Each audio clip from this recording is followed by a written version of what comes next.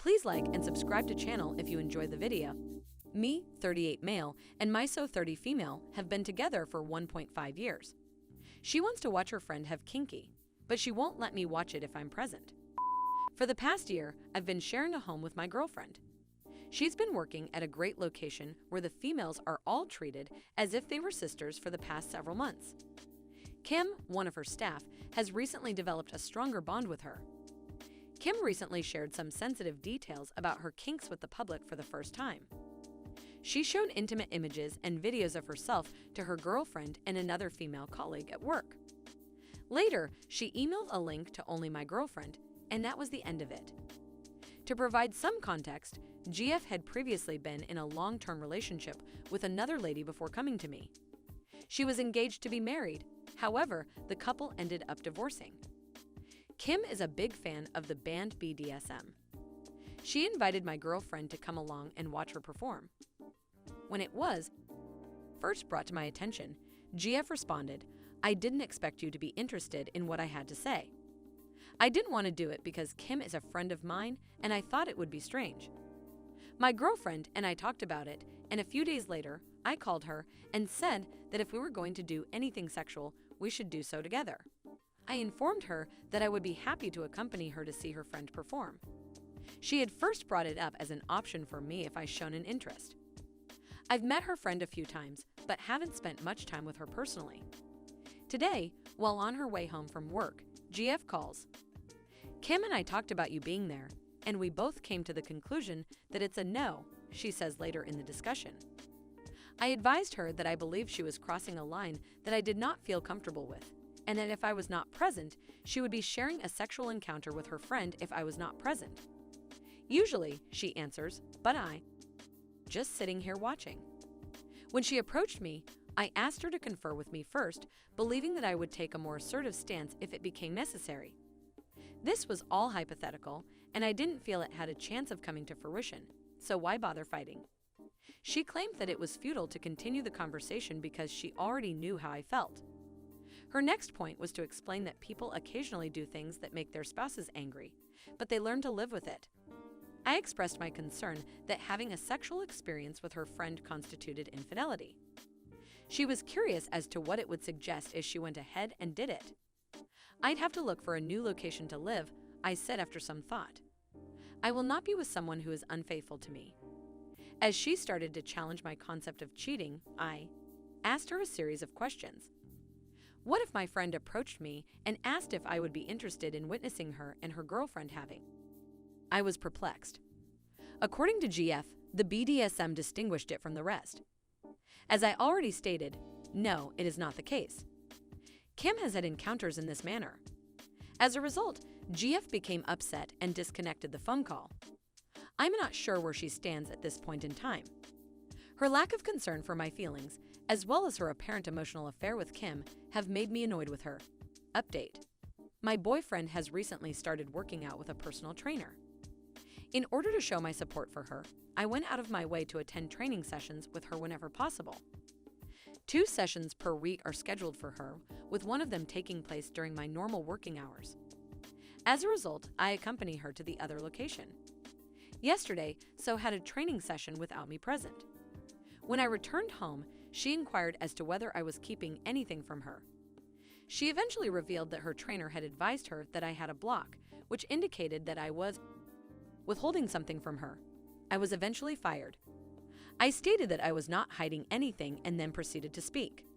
Background: I'm an introverted person who finds it difficult to open out to new individuals. As a result of her obesity, she considers getting in shape to be extremely vital in a variety of ways. So appreciates getting some exercise while at work. She enjoys going to the gym and working out. We live in a region where the weather is nearly ideal throughout the year. I enjoy being outside and experiencing the warmth of the sun and the breeze on my skin. I prefer to exercise outside, participating in activities that I enjoy, such as basketball and swimming, among others. Later that night, when So and I discussed our plans for the week, he queried as to why I was going to perform my fun workout on the treadmill rather than following the trainer's training regimen. I explained to her how important it is for me to spend time outside and how this component contributes to my overall happiness. I stated that the most essential thing for me was that I was getting some physical activity. Then I explained to her that the way I exercise on my own has absolutely no bearing on her life whatsoever. This enraged her even more. She yelled at me and referred to me as a greedy AITA. That her trainer was correct about me and that I am not involved with her, she stated. She said that I never stood by her side. This is when I started to become agitated. In the last year, Miso has only gone to the grocery store a handful of times, if that. She hardly ever cleans the house or does any other housekeeping chores. Most of the things around the house are taken care of by my own hands. Realistically, I came home from work on a day when she had the day off and cleaned up after her. She had left a dirty bowl and some debris on the coffee table, put away dishes, and washed the dishes, and she glared at me for making noise while she was on the phone. That, if the manner in which I exercised did not important, it did not matter how we split up our other possessions. As an illustration of her argument, she removed only her own laundry from the basket and began a little load. She also stated that we will begin eating in separate dining rooms starting immediately. For the life of me, this didn't make logical sense. It is still not the case. She even anticipated me to stay by her side during the entire process. I made a sincere pledge to her that I would accompany her to training sessions whenever I was able. I stated that because we eat together, I would be willing to accommodate any dietary restrictions. It made sense. I don't care what I eat for supper, and I'm always in favor of eating more nutritious foods whenever possible. Before approaching her, I took a few steps back and thought about what I wanted to say. It took me 10-20 seconds to get to the entrance as she texted on her phone with her back to me and the entryway. This bothered me, and I conveyed my dissatisfaction with it. Ugh. I mentioned that I was unable to speak due to the manner in which she approached me by calling me an AITA, and that I would like to discuss it further the following day.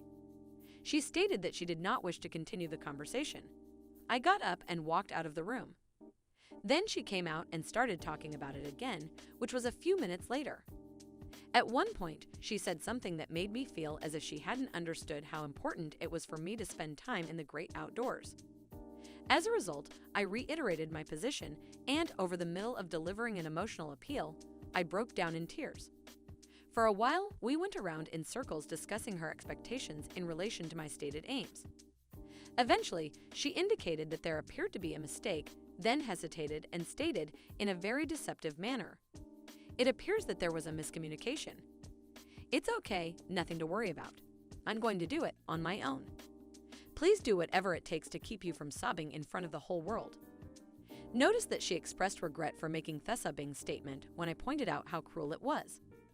Note, she then traveled to her hometown to visit her family and, more importantly, get away from me.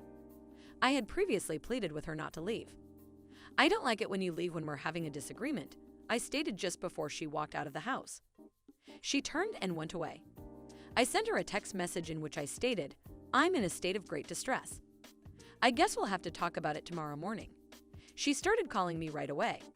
I told her that she shouldn't have gone as she wanted to have a conversation with me. We talked on the phone for a little while more, and then she came home. She never made it to her mother and father's house. She walked inside the bedroom and didn't say anything at all. When I returned later, she was on the phone with her mother, which I carried in with me. She didn't say anything else to me during our conversation. The following morning, I awoke and went to work. We haven't spoken in quite some time. The following describes my emotions. I was enraged that my so and her trainer were talking about me in the background. I'm enraged that she believes I don't support her. I've been incredibly supportive of her through a number of difficult job situations and, eventually, a career change that has shown to be excellent for her. Uneasy and fearful of sharing myself with her for fear of it being used against me, when I attempted to bring it up on the phone last night, she held her past coerced apologies up like a weapon, meaning that I couldn't bring it up again. My misfortune stems from my inability to comprehend why someone who professes to love me would invest so much time in me doing something that makes me miserable, running on a treadmill, rather than enabling me to engage in an activity that makes me happy. Honestly, this is the first time I've given serious consideration to ending the relationship. She genuinely does not want me to be happy in my life. Unfortunately, I don't see any way out of this situation. Thanks for watching. If you enjoyed the story, Please like and subscribe to the channel.